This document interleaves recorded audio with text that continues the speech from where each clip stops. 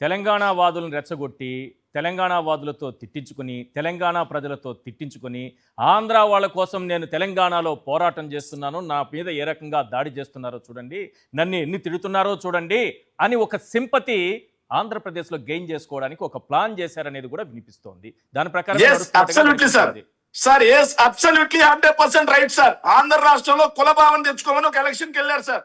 ఆ కుల భావన ఒక ఎలక్షన్ కి వర్కౌట్ అయింది. ఆ కుల భావన వర్కౌట్ అయింది సార్. సార్ నిజంగా దుర్మార్గం. ఈ రోజు మాట్లాడుతూ ఉంటే నన్ను తిట్టారు కొడకల్లారా అని చెప్పి మాట్లాడు సార్. ఏం సార్, ఏం తిడితే ప్రవచనాలు, పక్కన వాళ్ళు తిడితే పూతులా? ఆయన తిట్టు దగ్గర కూడా సార్ తీసుకొచ్చి మళ్ళీ కులాలను తీసుకొస్తున్నాడు సార్. కులాలను కలిపే భావజాలం అంటాడు, మళ్ళీ కులాలను ఇస్తా ఉన్నాడు. ఈయన చెప్పుతో కొడతా నా కొడకల్లారా, నా కొడకల్లారా అన్న వాళ్ళల్లో ఎస్సీలు లేరా, ఎస్టీలు లేరా, కాపులు లేరా, బలిజలు లేరా, కమ్మలు లేరా, రెడ్లు లేరా, బ్రాహ్మిన్స్ లేరా, వైశ్యులు లేరా? ఎవరు లేరు సార్. ఈయన తిడితే మాత్రమే కాపులు, ఎస్సీలు, బీసీలు, రెడ్లు ఇవన్నీ గుర్తొస్తాయా? ముందు పవన్ కళ్యాణ్ అనే ఒక వ్యక్తికి నైతికత, చిత్తశుద్ధి ఉంటే ముందు ఆంధ్రప్రదేశ్ లో చెప్పులతో కొడతా నా కొడకల్లారా, పీకలు బిస్కేస్తా నా కొడకల్లారా, తోలు తీస్తా నా కొడకల్లారా అని చెప్పి ఏదైతే మాట్లాడారో ఆ మాటల్ని క్షమాపణ చెప్పన్నాడు సార్. క్షమాపణ చెప్పి వెళ్ళి వాళ్ళ దగ్గర క్షమాపణ అడగమని చెప్పండి. పవన్ కళ్యాణ్ నోటికి ఎంత మాట వస్తే అంత మాట వేరే వాళ్ళని తిట్టొచ్చు, విమర్శించవచ్చు. ఈయన 30,000 మంది మహిళలు మిస్సింగ్ అని చెప్పి తప్పుడు మాటలు మాట్లాడొచ్చు. వాలంటీర్లు ఏదైతే డేటాని తస్కరిస్తున్నారు అని చెప్పి తప్పుడు మాటలు మాట్లాడొచ్చు. ఏ డేటాతో మాట్లాడాడు సార్? ఏ ఆధారంతో మాట్లాడాడు సార్? కానీ వేరే వాళ్ళు ఎవరైనా ఈయన గురించి మాట్లాడితే ఆట తీపిస్తారంట, తోలు తీపిస్తారంట, మెల్లో వైఎస్ఆర్సీపీ కండువ వేసి పెయిడ్ ఆర్టిస్ట్ అంటారంట.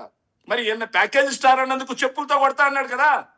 మరి ప్రొఫెసర్ నాగేశ్వరరావు గారి మెల్లో వైఎస్ఆర్ కాంగ్రెస్ పార్టీ జెండా వేసి కండువ వేసి 5 రూపాయలు పేటీఎం అన్న వాళ్ళని ప్రొఫెసర్ నాగేశ్వరరావు గారు చెప్పుతో కొట్టొచ్చా? నేను పవన్ కళ్యాణ్ గారిని అడుగుతున్నా. నా సార్ అలాంటివి ఎందుకు సార్? ఆయన భాష సార్, ఆయన భాష ఆయన భాష ఆయనకు వదిలేస్తే పోతుంది కదా సార్. ఆయన అన్న మాటలకి మేము కరెక్ట్ గా అడుగుతున్నాం సార్. వైఎస్ఆర్ కాంగ్రెస్ పార్టీ సంస్కారం అది కాదు సార్. కాకపోతే ఆయన ఏదైతే మాకు పెద్ద బాల శిక్ష అప్పచెప్పాడో అదే పెద్ద బాల శిక్ష అప్పచెప్పాల్సినటువంటి అవసరం నేటి తరానికి అవసరం ఉంది సార్. కులాలను రెచ్చగొట్టి, మతాలను రెచ్చగొట్టి, ప్రాంతాలను రెచ్చగొట్టి చాలా తెలివిగా రెండు రాష్ట్రాల్లో చాలా తెలివిగా కొన్ని ఇష్యూస్ ని డైవర్ట్ చేసినట్టుగా నాకు కనిపిస్తుంది. ఇక్కడ చూడండి, కోడి చెరువుని కబ్జా చేశారనే దాన్ని కొంత డైవర్ట్ చేయగలిగారు.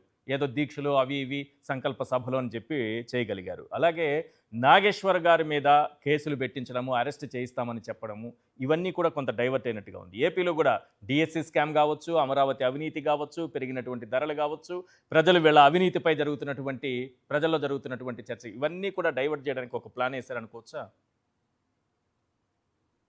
సార్, వెన్నుపోటుకు 2 ఏళ్లు అనే కార్యక్రమం ఏదైతే ఉందో దాన్ని వైఎస్ఆర్ కాంగ్రెస్ పార్టీ బలంగా ప్రజల్లోకి తీసుకెళ్లాలి అని చెప్పి సిద్ధమైంది సార్.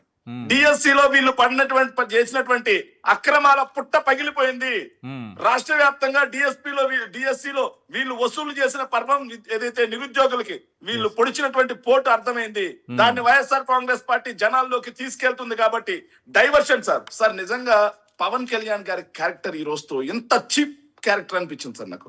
గద్దర్ గారిని సార్, గద్దర్ గారికి ఆయన కారు కొనిచ్చారు 1997 ఆయనకు బుల్లెట్లు తగిలితే సార్, 1997 బుల్లెట్లు తగిలితే 2014 లో పెట్టిన జనసేన పార్టీ ఆఫీస్ కు వచ్చి కారు కొనిమని అడిగారు సార్. చనిపోయిన వ్యక్తి గురించి ఈ రోజు మాట్లాడుతా ఉన్నాడు సార్ రాజకీయాల కోసం గద్దర్ గారిని తీసుకొచ్చి. ఎంత దుర్మార్గంగా! గద్దర్ గారు ఏంటి, గద్దర్ గారి క్యారెక్టర్ ఏంటి, ఏనేంటి ఆయన క్యారెక్టర్ ఏంటి సార్? గద్దర్ గారు ఒక భావజాలానికి సృష్టికర్త. గద్దర్ గారు ఎంతో మంది శరీరంలో ఉన్నటువంటి బుల్లెట్ కు కారకులు ఎవరో అడుగుండాల్సింది పవన్ కళ్యాణ్ గారు. గద్దర్ గారు ఎలా ఇంటికి వచ్చారు? దానికి సమాధానం చెప్పారు సార్. బుల్లెట్ సార్ ఇలా ప్రతి ఒక్కరి క్యారెక్టర్ అడ్డు పెట్టుకుంటూ, ప్రతి ఒక్కరిని రాజకీయం కోసం ఉపయోగించుకుంటూ, కులాల మధ్య విభజన, మతాల మధ్య విభజన, ప్రాంతాల మధ్య విభజన.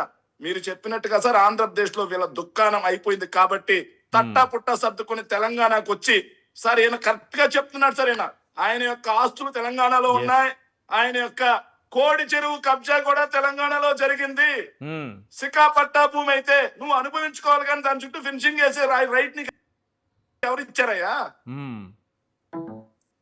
సో దాంట్లో నిర్మాణాలు చేపట్టే రైట్ నీకు ఎవరు ఇచ్చారు? చెరువు యొక్క ఆయకట్టుని, చెరువు నీరు పోకుండా ఆయకట్టుని ఆపేసే రైట్ నీకు ఎవరు ఇచ్చారు? సో ఇవన్నీ కూడా అక్రమాల వైపు ఉంటూ ఇవన్నీ బయటకు వస్తున్నాయి కాబట్టి ఆయన బెదిరిస్తున్నట్టుగా ఆఫర్ ఇస్తున్నాడు సార్. బెదిరిస్తున్నట్టుగా ఆఫర్ ఏంటంటే నేను తెలంగాణలో పోటీకి సిద్ధం. తెలంగాణలో నిన్ను రాపారు, బర్రెలెక్క కూడా పోటీ చేసింది సార్. ఆవిడ ఎవరైనా ఆపారా? పోటీ చేయమని ఎవరు వస్తున్నారండి? బర్రెలకు కూడా పోటీ చేసింది సార్. ఇవన్నీ కూడా చేయమనండి. లేకపోతే రేపు తెలంగాణలో జిహెచ్ఎంసీ ఎలక్షన్స్ వస్తున్నాయి కదా, కార్పొరేటర్ గా పోటీ చేయమని ఎవరు వస్తున్నారు? కాకపోతే సింగిల్ గా పోటీ చేసే ధైర్యం ఆయన కట్టా లేదు పోలిక కాబట్టి. మరి జనసేనకి అంత తక్కువ పోలిక, అటువంటి పోలిక అంటే ఆ సార్, స్థాయిలో నే- ఉందా? నే- సార్, ఆయన నేను- అభిమానం సార్, నేను లేదా? అక్కడ ఇక్కడ ఉన్నటువంటి- పార్టీ లేదా? సార్ నేను అక్కడ ఉన్నటువంటి బీఆర్ఎస్ మాజీ ఎమ్మెల్యే అయినటువంటి మల్లయ్య యాదవ్ గారిని కానీ అనిరుద్ రెడ్డి గారు ఎవరైతే ఉన్నారో వాళ్ళందరికీ కూడా నేను ఒక రిక్వెస్ట్ చేస్తున్నాను సార్. పవన్ కళ్యాణ్ గారు మీకు ఓపెన్ ఆఫర్ ఇస్తున్నారు. తనకు ఉన్నటువంటి కొన్ని ఓట్లని మీకు తాకట్టు పెట్టడం కోసం ఓపెన్ ఆఫర్ ఇస్తున్నారు. వేలం పాట పాడుకోండి. వేలం పాటకి తెలంగాణ రాజకీయ పార్టీలు ఏవైతే ఉన్నాయో పాడుకోండి. ఆంధ్రప్రదేశ్ లో చంద్రబాబు నాయుడు గారు వేలం పాట పాడుకున్నారు. తనకున్నటువంటి కొన్ని ఓట్లు సార్ చూడండి. లేకపోతే నేను అక్కడే రైట్, ఇక్కడే ఉన్న ఎమ్మెల్యే టీడీపీ ఉందా కొనుక్కోవడానికి? సార్ లేకపోతే నేను అక్కడే ముఖ్యమంత్రి ఇక్కడ కాలేకపోయాను, ఇక్కడ టీడీపీ వచ్చి ఉందా సార్? ముఖ్యమంత్రి ఓట్లు అవుతానా అని కొనుక్కోవడానికి ఆయన రెండు మాటలు ఆయనే మాట్లాడతారు సార్. అక్కడే ముఖ్యమంత్రి కాలేకపోయినా ఇక్కడ ముఖ్యమంత్రి అవుతానా అని Right. ఆయనే అంటాడు సార్. ఆయనే మరి ఇదేంటి సార్, ఈ హిపోక్రసీ ఏంటి సార్? ఆ. వేలం పాట కాకపోతే ఏం సార్ ఇది? ఏం మరి పేకనికి ఏమైనా రాజకీయ ఓకే, కరెక్టే. నేను అక్కడే కాలేకపోయాను, ఓట్లు అమ్ముకున్నాను, సీట్లు అమ్ముకున్నాను అన్నట్టుగా చెప్తున్నారా? ఆయనే చెప్తున్నారా? హింట్ ఇస్తున్నారు సార్. వాళ్ళు Good, బాగా ఓపెన్ ఆఫర్ చెప్పారు. ఇస్తున్నారు. వాళ్ళు వేలం పాట పాడుకోవచ్చు అని Yes. చెప్పి నేను వాళ్ళని రిక్వెస్ట్ చేసుకుంటున్నాను సార్.